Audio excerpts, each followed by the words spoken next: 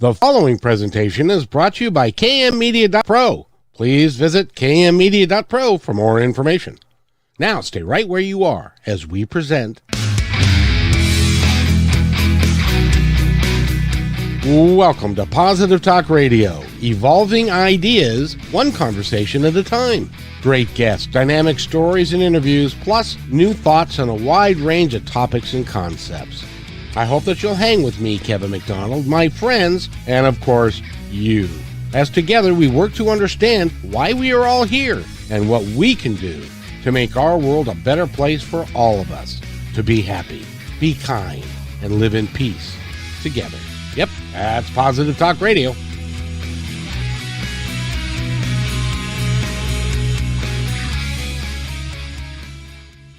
Welcome, everybody, to Positive Talk Radio. My name is Kevin McDonald, and we've got a great guest for you today. He's a busy fella. I don't know when he sleeps, but he works a job. He's also an EMT. He's also a Tai Chi. That's it, Tai Chi instructor, and he's written 15 books. And he's a motivational and business coach, and it's amazing. Scott, how are you today? Hey, Kevin, it is great to be here on Positive Talk Radio. I'm so glad that you're here, and it's amazing. How do you find the time to do everything that you do? Boy, I get criticized for taking on too much, and so it's I'm pretty diligent around those things. I have a lot of passion and I have a lot of interests, and so that interest keeps me rolling in so many areas. Well, I first of all would like to thank you very much for being an EMT. Thank you. I've had the opportunity to deal with them on a couple of occasions, and they were nothing short of phenomenal human beings. Well, thank you. I'm right on the edge of becoming an EMT instructor, so that has been on my bucket list for 7 years. 7 years it's been on my bucket list, and finally it's happened. It is like tumultuous to become an EMT instructor. I'm finally doing it. So now, what does that mean? What does that entail? So the difficulty is, for a lot of these professions, is that the bar is raised so high, Kevin, that it makes it really difficult for a volunteer like myself, who's not doing this as a career, to really devote that amount of time to doing it.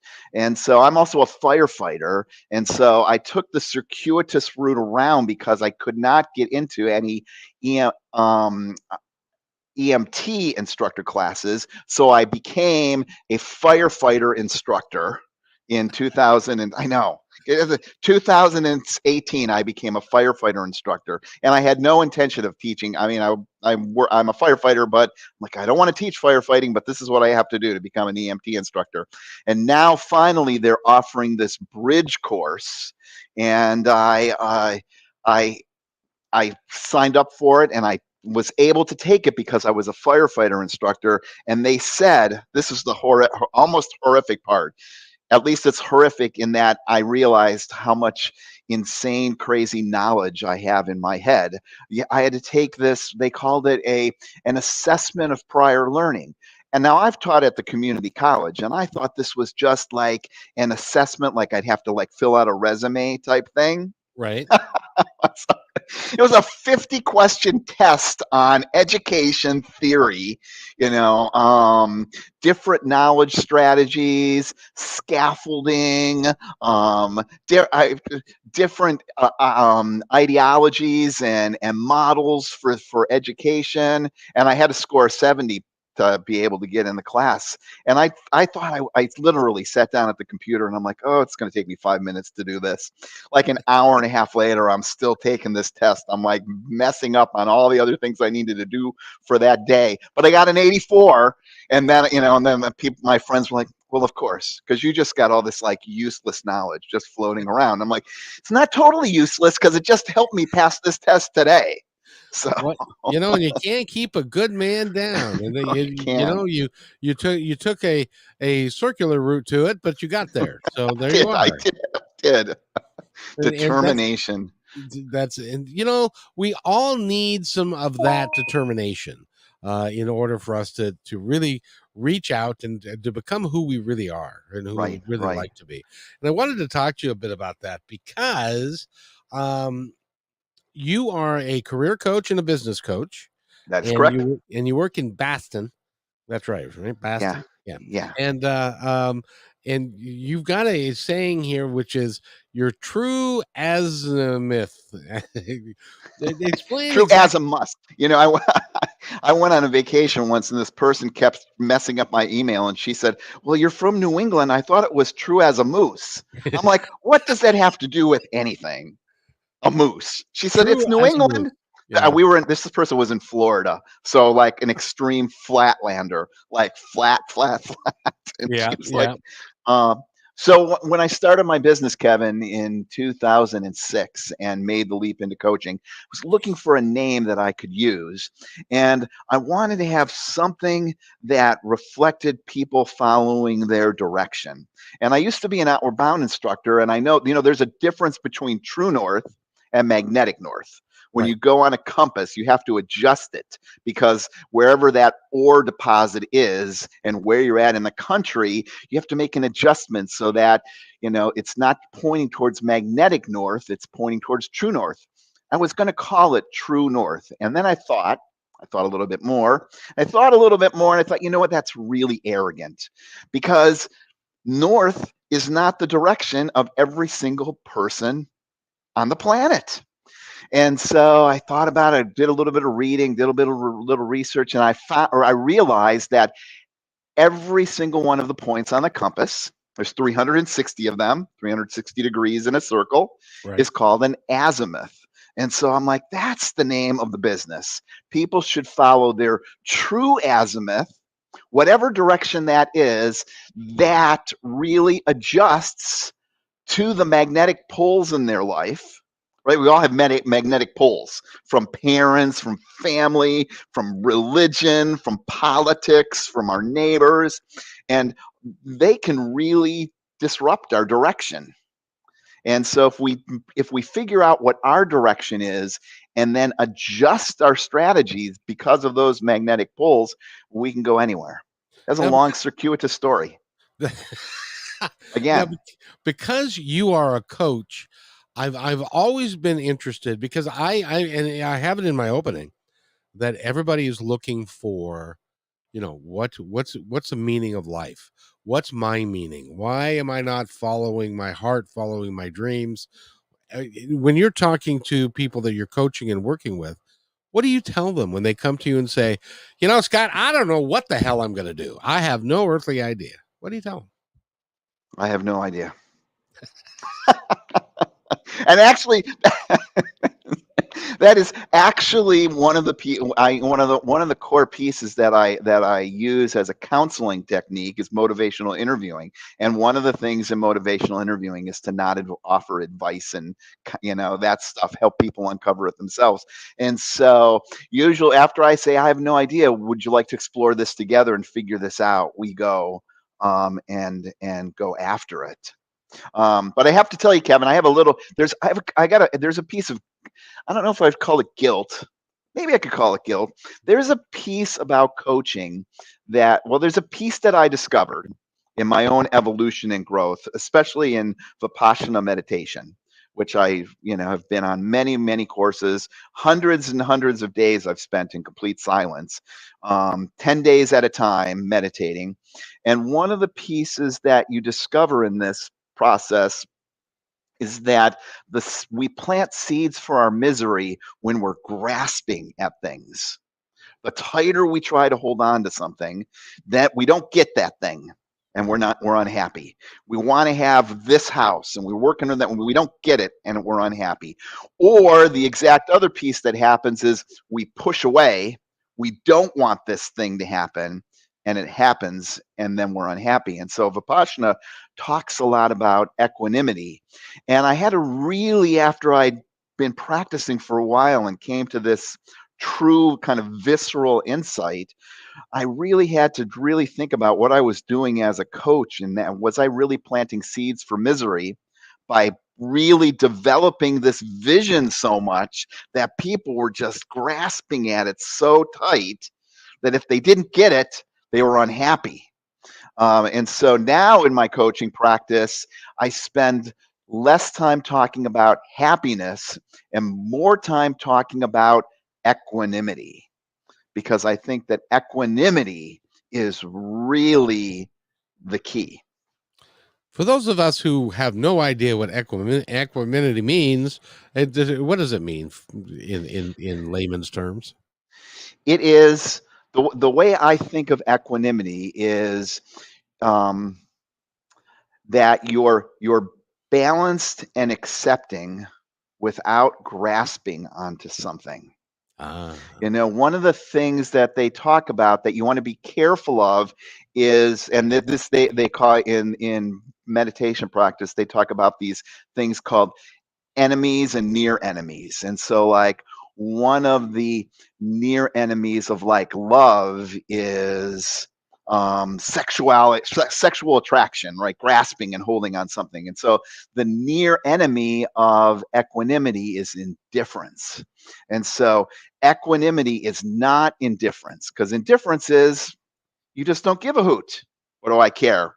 I'm washing my hands of all these people and everything. I just don't care.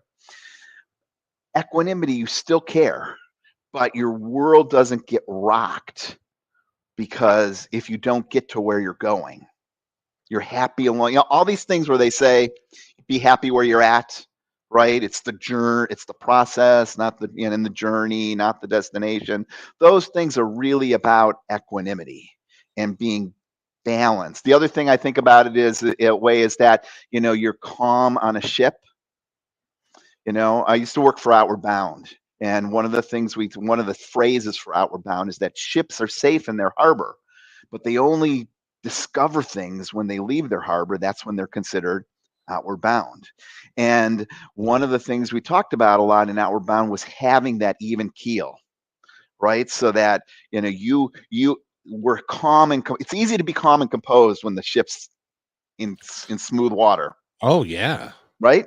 But when the waves come, that's when you really have to really be calm and composed. And I don't mean faking it, right? You're on the inside, but everybody looks in, you're like, I'm calm. It's really, truly, because a lot of people do that, right? They're like, yeah, I'm calm. And then they're popping, lorazepam and and and All sorts of other Tums, drugs right? yeah. I'm really calm. Yeah. Exactly. First of all, you are a real charismatic, real gregarious guy. How did you keep your mouth shut for 10 days? Boy. I'm also very task focused. And the thing about taking a Vipassana course, and they're all over the country, all over the world. They've been spreading like crazy for many, many, many, many, many years. Is that when you go there, everything is set up for you not to talk to people. Nobody's talking to you. When you're walking down the hall, the other people are also being quiet and striving not to talk to you. When you go to dinner, people are like this, no one's even looking at each other when you go there. And so it makes it easy to do that, because the community that's there that is trying to work on this is all working, or they're all rowing in the same direction. And what exactly is the point of that? I mean, like being social. I'm a social guy, so I would have a really. I would just somebody's walking down the hi, how are you? I just do that, and so it. What's the point of doing that? Is that inner reflection? No, and actually, it's anything but inner reflection. Oh, It's really interesting. This is, and when before I did this, I really had this pop version of what meditation was, which was basically, self-induced LSD trips. I mean, that's an exactly. oversimplification, but ah, Not by much though. Yeah. right. And what I realized that true meditation is like going to the gym and working out and lifting weights. And there's a certain piece, if you're on the treadmill for a while, that might be like a meditation-y type thing. Someone's, well, it's flow, or, other psychological terms and books that have been written.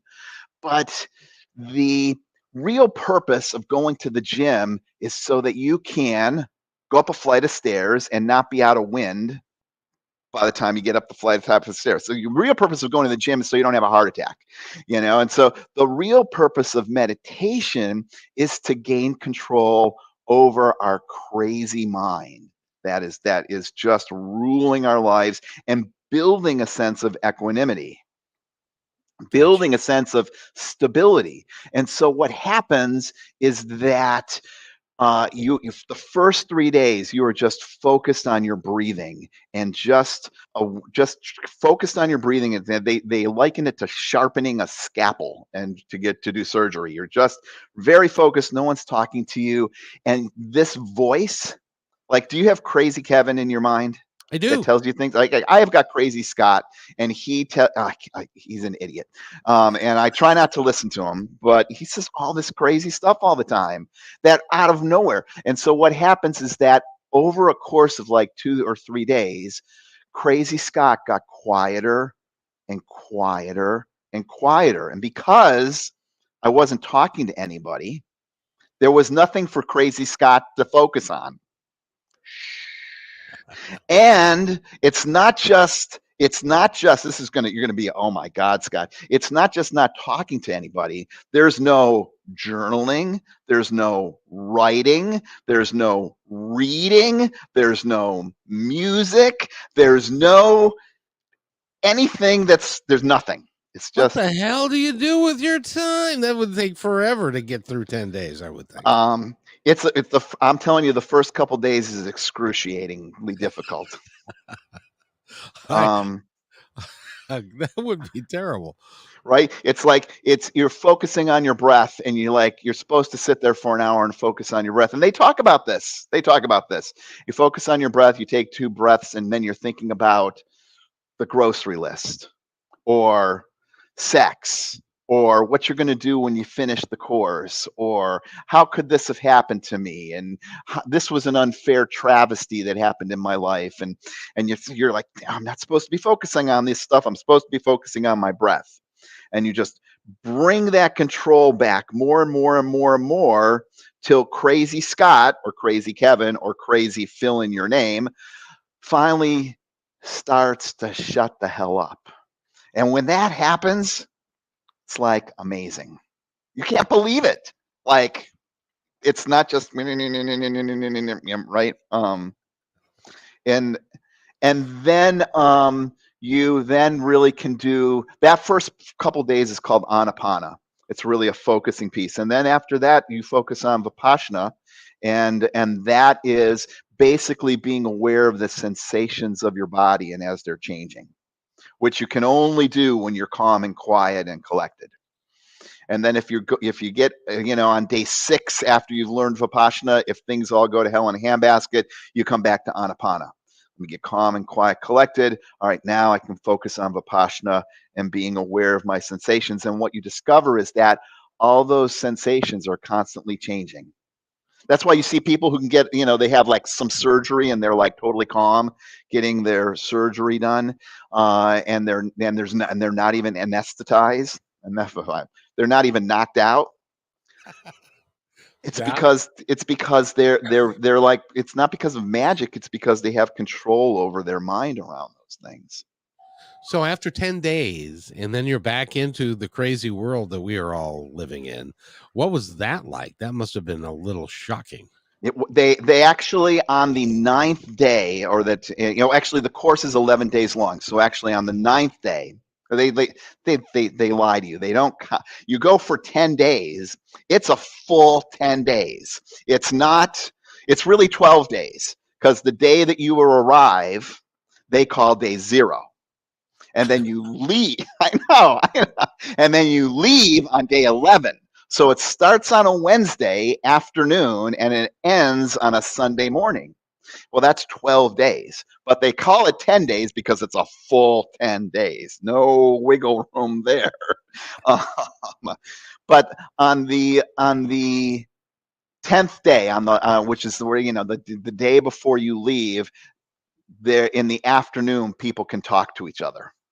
And they do that to give people a kind of a buffer zone so that when you leave, you don't go off the deep end of it's really overwhelming. Like there's been times where I've come back from a 10-day course and I'm like crying because it's just like bombarded with, especially in this information age, right?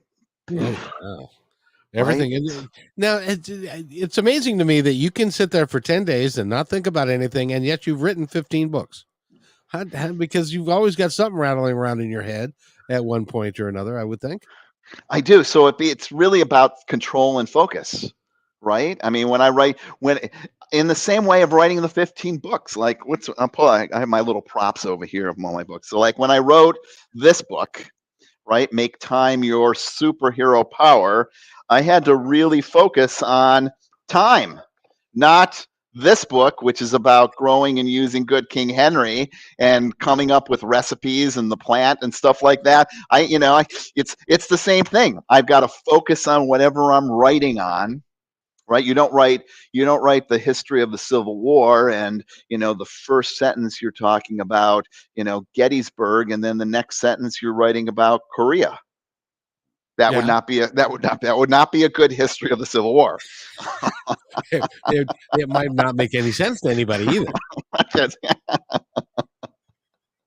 Unless you were doing some sort of pop meditation lucid technique on LSD, and then you'd be like, that was a really good book. Exactly.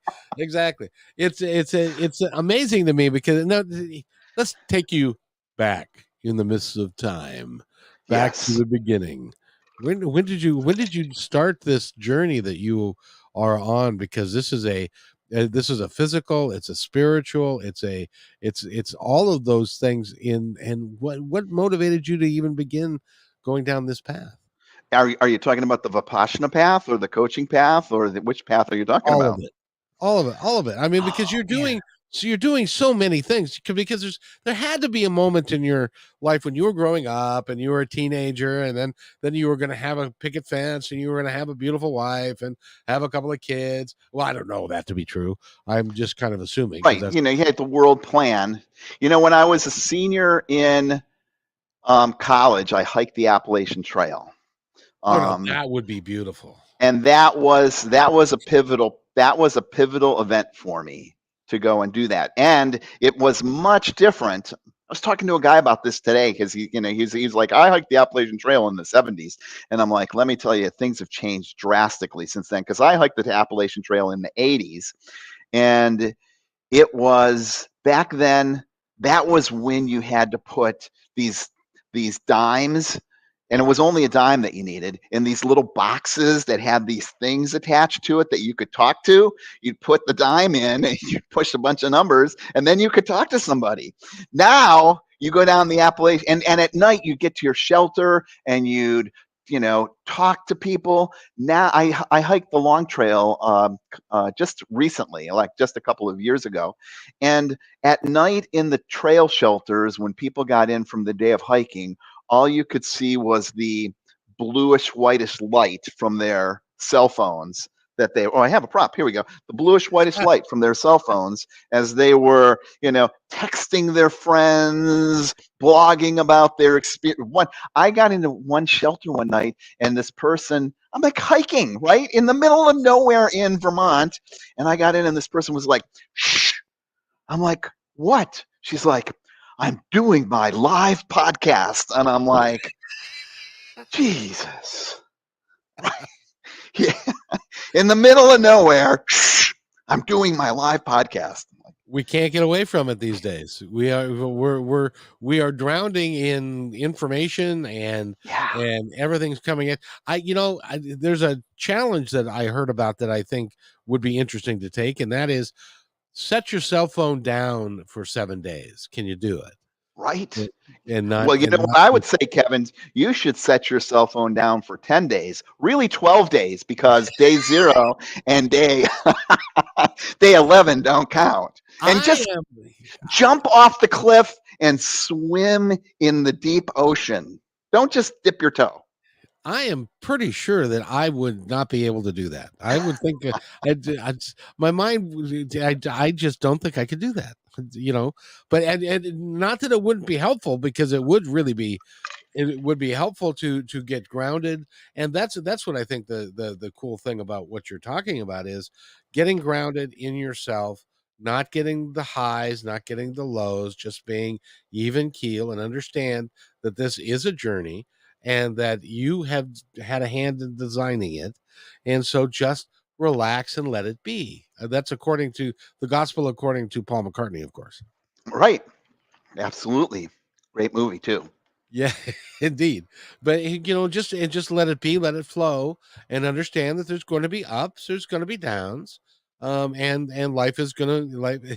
As a matter of fact, day before yesterday, I was sitting in my favorite chair watching my favorite big screen TV, and then it looked like a Scottish tartan there for a second on the screen. So it Mm-hmm. had all kinds of different colors and stuff, and I Mm-hmm. said to myself, this isn't good. And then the next thing, it went boop, and Right. the TV was gone, and then Right. it's like, so that's what the walls look like in this room. And then and then the next day, my dryer blew up, and so I was, and so, but those things happen, and Yeah. you know Right. and there's always going to be something good down the road that is going to come from it.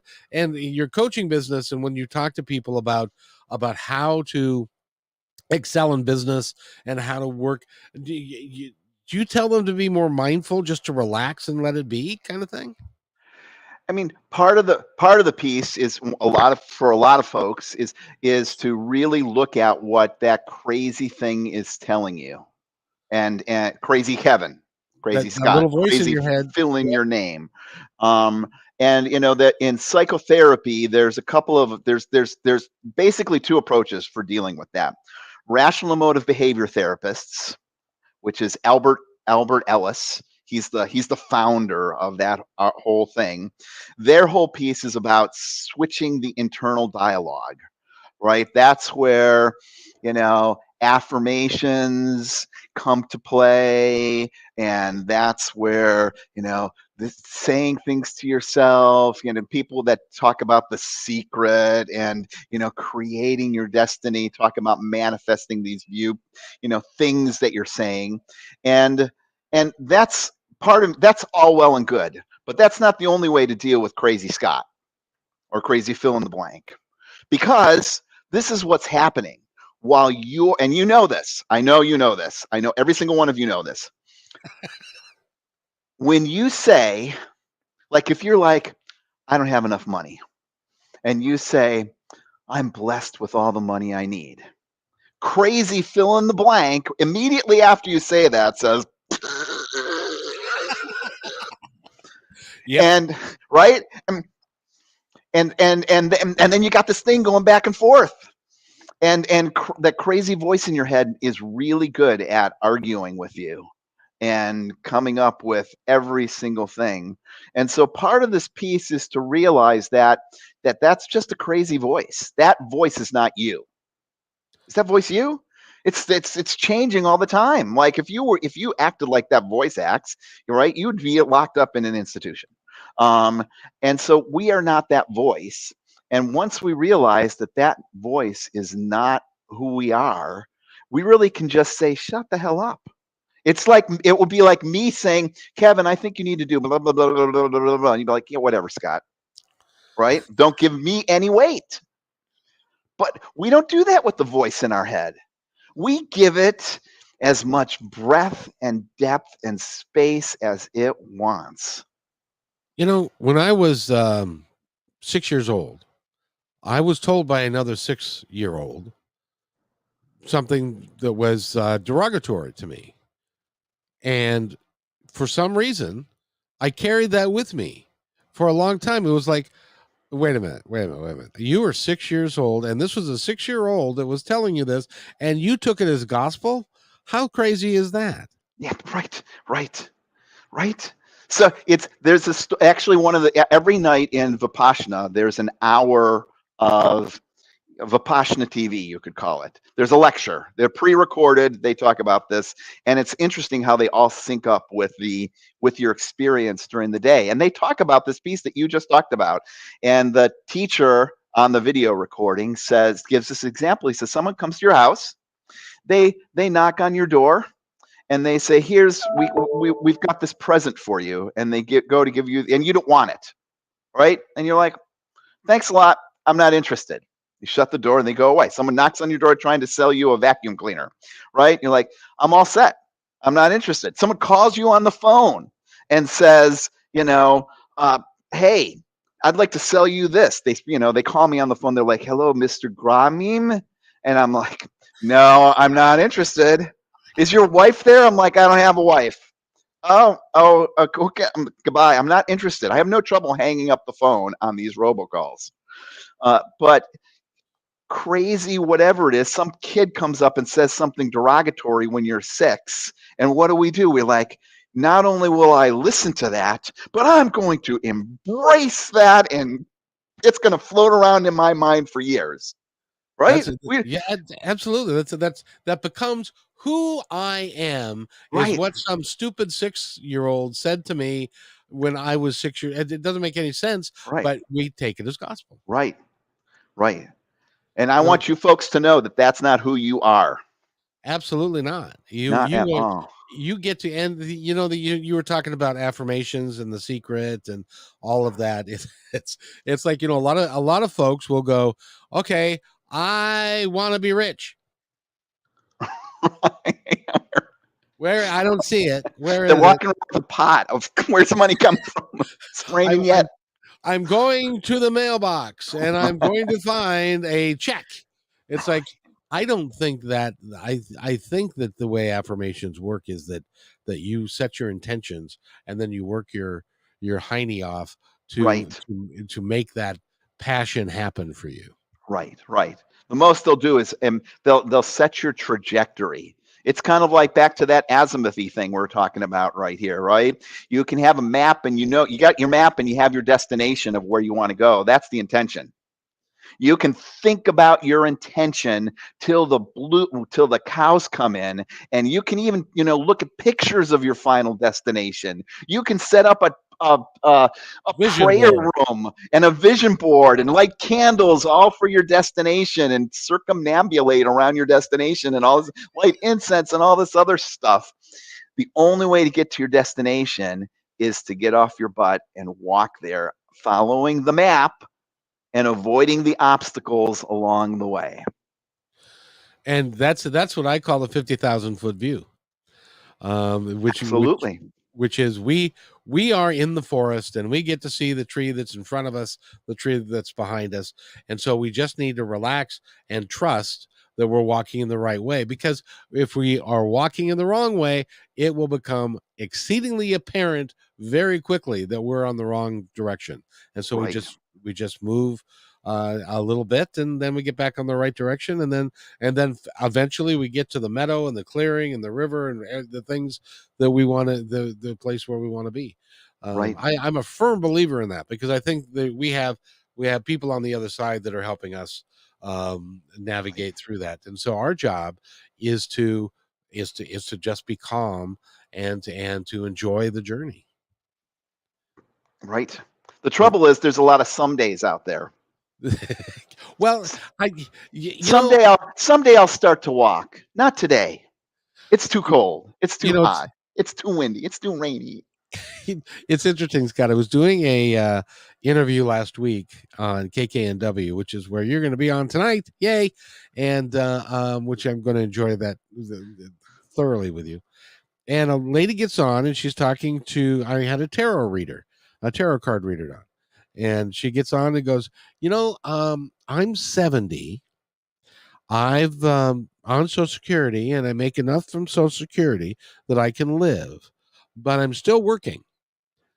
And what I want to know is, if you look at the cards, I'm still working, but it's not really what I want to do.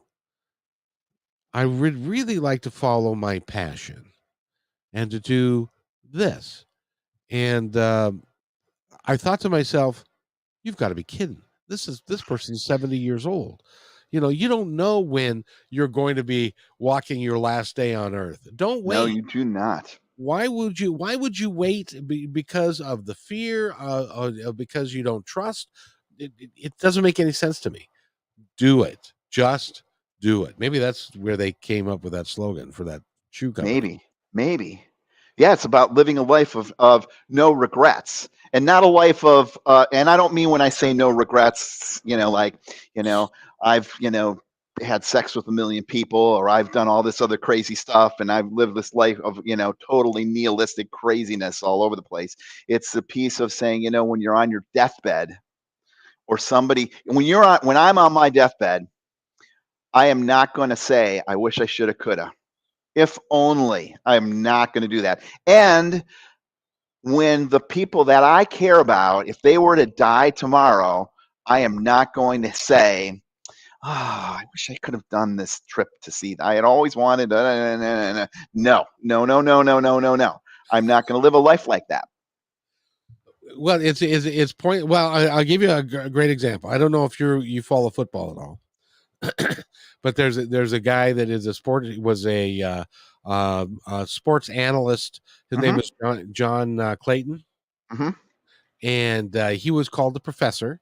He was on CNN or ESPN for like 20 years. mm-hmm, He was in the Seattle market for a long time.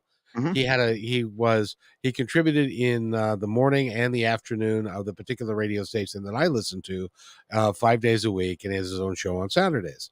Well, this last Tuesday, and he comes on at 4 o'clock, and he talks about the Seahawks and that kind of thing. And so we were talking about that, or he was talking about that, and they said, "Well, we know you're not feeling well, John, so we're going to let you go."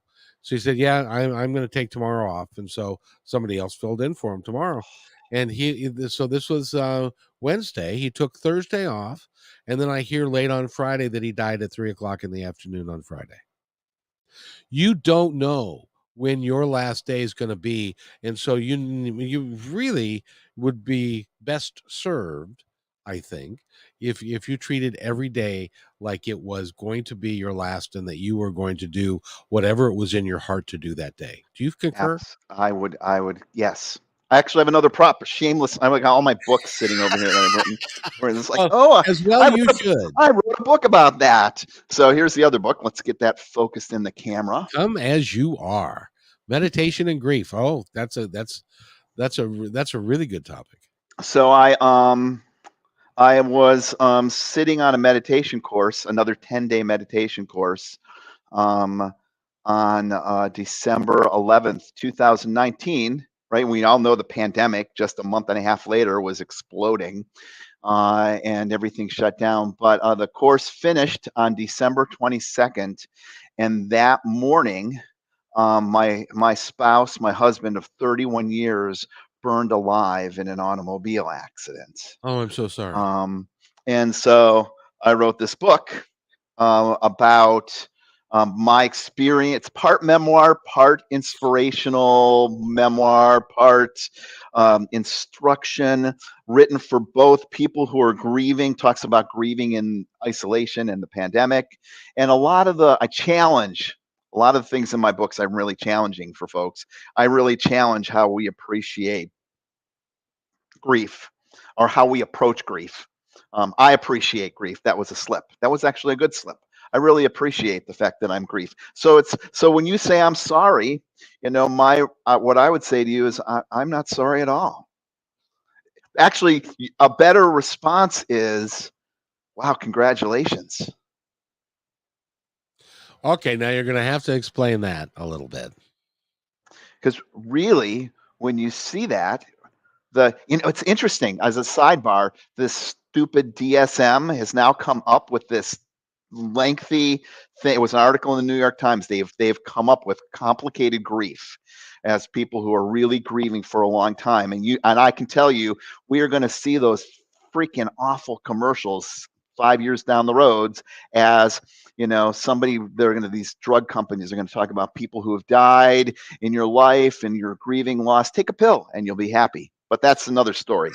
So Well, why would you say congratulations? Because the congratulations are that, as I think about Brian and the life that we had together, the true congratulations is that we chose to live a life together that was so connected, profound, and full of love that you feel so much grief after that is missing. That's really a gift. That's really, because you know what? 55,000 people die every day in the United States. And I bet you don't shed one God blessed tear for any of those people. I know I don't even know who they are. You ever read a thing about somebody who died in an automobile crash or this or those, a couple of weeks ago, these golfers that were there in Texas and all, you're like, oh, that was really tragic. But there's no grieving on my part. Well, why was there grieving with Brian? Because we had something of such deep meaning and such profound connection that grief was the price of admission.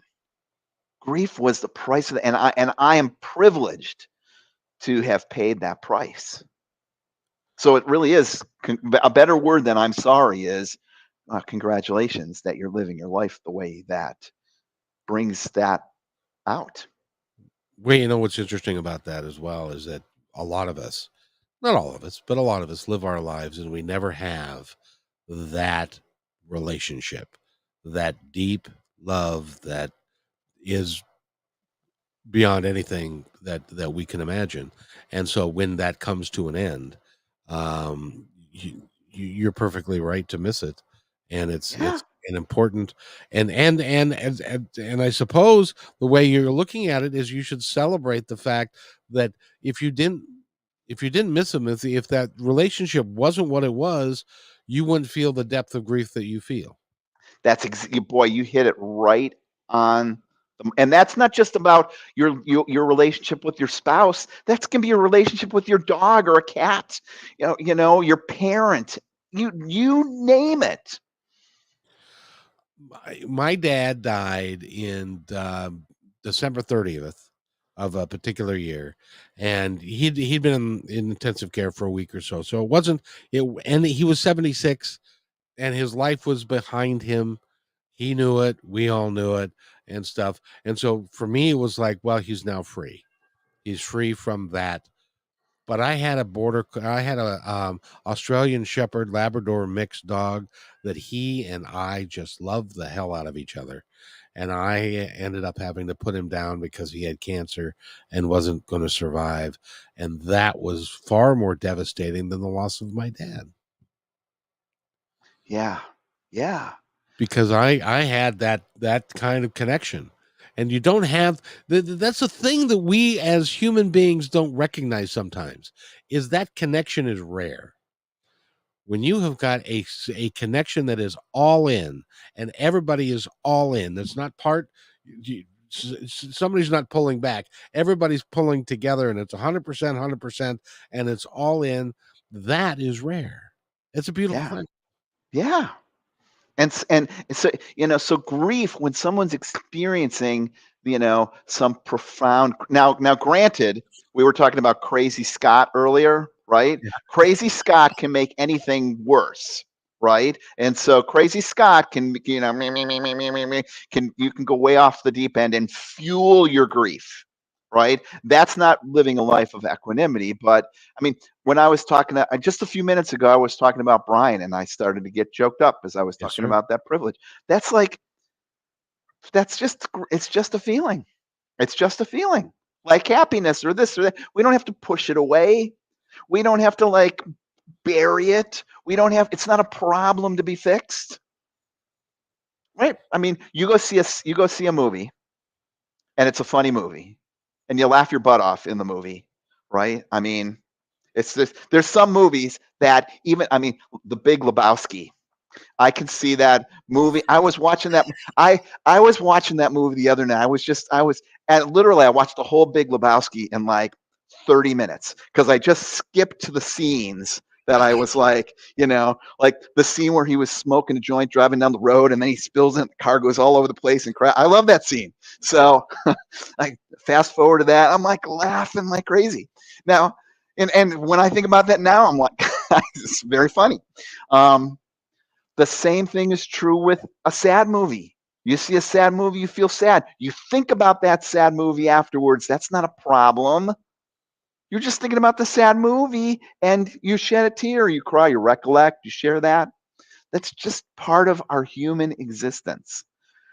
We're just this is that grasping thing that I told you about earlier that I struggle with folks. We're so focused on we have to have happiness, right? We need happiness. That's the goal. I just want to be happy. But that's just one side of the coin. That's not even a coin. That's like, those little gambling cubes that's got like 600 sides to, or they roll it and it's got whatever, it could be a zero or not. That's really it. And rambling. No, you're making perfect sense. And but you are I'm making sense to you. I wonder if I'm making sense to you guys watching. I hope so. I have no doubt of that. I have no doubt. By the way, let's get your information out. If somebody wants to buy one of your books, go to your website. How do they get there? Oh, that's easy. It's my. You can see is my name showing up below here. So it's It is. G Scott Graham without a period. Squish them all together.com. And then you'll see all my books. You'll see this podcast when it comes out. I scrunch them all in the media section if I can embed it.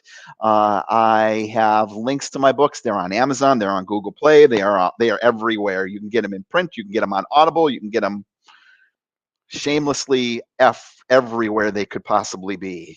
Well, congratulations, and you're doing some great work in the world. And some of your titles, and to be honest with you, I haven't looked through all of your works because there's 15 of them, for heaven's sakes, and there are a broad range of different topics and thoughts and stuff. And you challenge people in each of the books, don't you? Yeah, I think it's really funny because when I was putting together my website and trying to figure out what's the name, it wanted to have some sort of tagline, right? And I was like, what is the combination? What are my books about? And I tell you, I thought I only had to think about it for 5 minutes, and I came up with modest diatribes, varied subjects, unique perspectives, and zero drivel. I posted it on Facebook, and a friend of mine replied and was like, "Zero drivel? Are you telling me there's absolutely no drivel in any of your books?" I'm like, and I replied with, "Just stomp out drivel." That's what I wanted. But what you're doing is really great, and you are working with folks and coaching folks and the EMT thing, and you're going to be teaching people to become EMTs and stuff. I think what you're doing is just awesome. yeah, and you have a full life. Thank you. Yeah, and it's a piece of service, and I get a lot back from that. It's very selfish. You were talked about being that I teach Tai Chi, and I teach Tai Chi to the elderly. And then they're like in their 60s, 70s, 80s, and I mean, we're in Vermont. Where I'm doing this with the pandemic, and with the pandemic, we have been meeting outside at a little park, and I tell you, I missed one. I never let that happen again. I missed one. I'm like, it's freaking raining cats and dogs. I'm not going. We're not doing it. I showed up like the next week. They're like, "Where were you?" I'm like, this one woman looked at me. She's like, 78. I'm like, "I didn't think you'd be here." She said, "What do I look like? I'm made of sugar?" And I'm like, "I guess not. I'm coming." And I mean, we've met when it's been like 2 degrees out. Um, they, Tai Chi is done on this. You have to have space to be able to do this, and it snows in New England, and so we're at this park, and they're shoveling out spots in the park. These geriatrics to do Tai Chi in. I'm like, I'm gonna be here to teach you guys. As long as you keep coming, I'm coming. I mean, they're like the most inspirational people in my life. And I just want to share that when you talk about elderly and you say 60s, 70s, and 80s, could I you know I'm now right. say 70s, 80s, and 90s? Okay, I could do that. I'm on the verge of 60, so I'm there too. I got you beat. I'm now. By the way, when you before you turn 65, Uh-huh. every mother and his brother is going to try and sell you insurance before you get to 65. It's like I am getting phone call. Well, then after you're 65, Kevin, there's no return on me. That's It's a loss. that's true. I had a call just the other day. It was from a guy. Hi, I'd like to talk to you about your end of life care. And it's like, first of all, why don't you go back to your own country? No, I didn't say that. But it's like, wait a minute. You want to talk to me about me being dead? Thank you. I don't think I want to talk to you. And so they're like, oh, we got to talk about the end of life stuff, and it's like, you just leave me alone. I'm gonna when I go is when I go, and my kids will, they'll be sad for a couple of moments, and then they will go on, and then that's just how it goes. Yeah, absolutely. So Absolutely. we and I really like the way that you frame life, because Thank you you. do it in a real positive, happy, accepting way, and you are interested in helping elderly people. You're helping people that have been in a car accident, or he's sitting there at home and he's having chest pains and he's scared that he's going to pass away at a moment, and then you're there to help him and do that and stuff. That really is, you're a good man. You're a good Thank man. you. Thank you. And I look forward to working with you more, because I need good people in my life that can also go on the radio and can talk to somebody that's in the audience, and perhaps Right. give them Wait, a. what was that? Oh, it's got, you got another Wait, book. another. No, no, no. I just wanted to be. we we have all these books to talk about. and we will. So Scott, Scott, I got to tell That's you, great. you have been awesome, and I'm so glad that I shouldn't say this, but I'm going to say it anyway. But I had a cancellation on my afternoon show that I do, and I'm very glad that you are here, so that you agreed to do that. I Um, am. I'm very psyched. it Talk to will be. Seattle tonight. Yes, and the 14th largest media market in the country, and you get to talk to all the folks that are out and about, and it's drive time in Seattle, so it'll be fun, and I'm looking forward to it, and that interview is going to be awesome. So if you're around, and go to 1150 KKNW, this is March 23rd. It'll be on at 4 o'clock to 5 o'clock. So if you catch this on YouTube in the next little bit, then tune into that interview. That'll be a lot of fun, and they both will be on podcasts. So and they're going to be on Scott's. By the way, go to gscottgraham.com, and you can find out all about his books, and buy some books from him, would you please? They could be very helpful to you, I think. Help me buy some warm clothes to wear when I'm out there doing Tai Chi with these 70, 80, and 90-year-olds, the elderly. Is that better, Hey, Kevin? perfect. That's yes. That's so much better. And by the way, in between now and this afternoon, because I didn't know this until you brought it up. In Vermont, it snows, and sometimes the snow stays on the ground for a long period of time. We So still have snow here. you end up with snow, and then the animals come and they poop on the snow, and then it Right. snows again, and so it becomes a poop ice sandwich. Exactly. Well, I steward a bunch of animals. I run a 501c3 farm animal rescue. Good Lord, And when you so have these animals are running all over the place, pooping snow, pooping snow, pooping snow, which looks all beautiful until the spring comes, and then the snow goes away and the poop goes lower, and the snow goes away and the poop goes lower. And so the beautiful poop snow layer cake turns into this. Oh, I'm not going to say it, but you pile have of to have shit. big knee-high boots on. Exactly. How many animals are you taking care of right now? Well, I've got some permanent animals here, and so I mean, a lot of rescues are really. Don't call me or send me hate mail, but a lot of rescues are like really an excuse to be hoarders. So you see like a cat rescue with 1,000 cats or something like that. We have some permanent animals here that are really our camp counselors. I got a couple of donkeys. I got 2 potbelly pigs. I got some sheep, some alpacas, so that when a donkey or an alpaca or a sheep comes in that has been abused or neglected or abandoned, they have these animals to teach them what it's like to be a sheep or an alpaca and a donkey, and then we work to rehome them once they have their act together. That is just amazing. How much acres do you have? 107. Holy mackerel!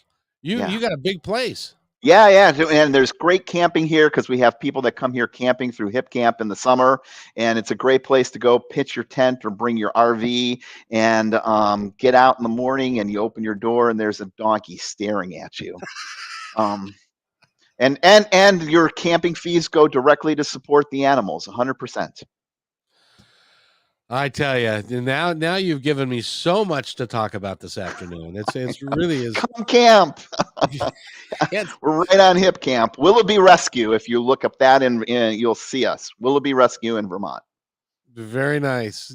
So I could talk to you for hours, but I got I to know go. we're getting close. We're getting close to time. I know, and so we'll talk later this afternoon. But I was Scott, and we just want to say thank you for coming on. You are a really good. You're the type of human that we all should strive to be, and not that you walk on water. A lot of times you walk on poop, but you're just a guy who's got a good heart, who's trying to do the right thing, and that's all anybody can ask. That is all that anybody can try to do. That's all. And as Yoda would say, do or do not try. So you can do Exactly. it if you make the decision. It's a conscious Absolutely. decision to make that you're going to be a good person and you're going to be kind to other people and we're going to treat each other with respect. You can do it. Everybody can do it. Absolutely. Follow your true azimuth. That's it. Scott, any last words before we go? No, what a privilege. Thank you, Kevin. It's great fun and you stay right where you are. I'll be right back. Thanks for enjoying this episode all the way to the end.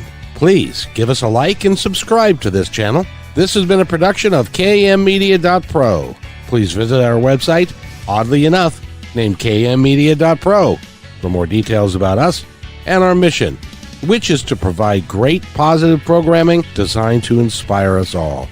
I'm Kevin McDonald, and I'm proud of these shows, and I truly hope that you'll like them and share them with friends and family. So on behalf of our entire team, remember, be kind to each other because each other's all we've got. We'll see you next time.